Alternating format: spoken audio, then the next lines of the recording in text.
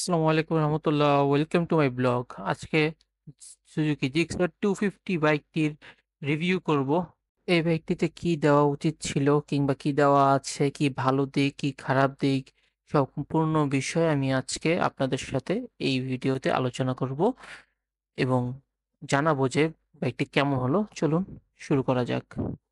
39 CC single cylinder oil cooled SOH 4 stroke ইঞ্জিনের সাথে এতে দেওয়া হয়েছে 26.5 ph at 9300 rpm and 2.2 nm torque 7300 rpm।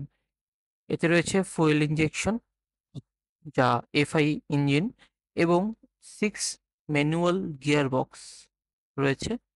এর লেন্থ 2010 mm এবং ওয়াইড 805 mm এবং হাইট 1035 mm।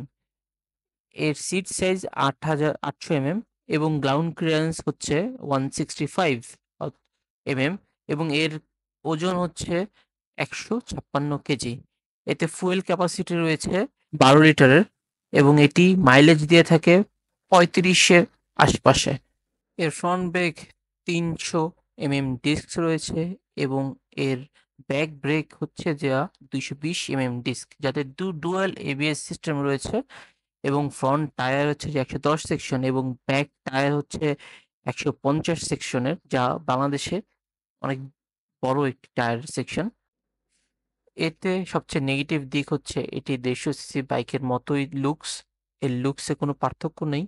তাই যারা বিগত অনেক বছর ধরে 150 সিসির এই সেগমেন্টের এই লুকসের বাইক চালিয়েছেন তাদের কাছে কোনো বড় একটি আকর্ষণ নয় এই বাইকটি।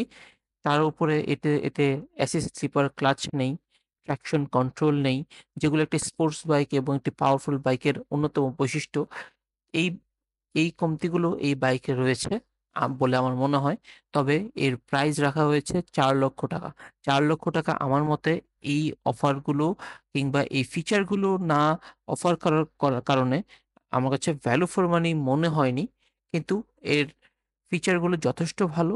4 লক্ষ টাকা না হয় যদি 3.5 লক্ষ টাকার আশেপাশে হতো, আমার মনে হয় আরো ভ্যালু ফর মানি হতো। আপনাদের কি মনে হয় সেটা আপনারা কমেন্ট বক্সে জানাবেন এবং জানাবেন যে পরবর্তী আর কোন বাইকের রিভিউটা চান।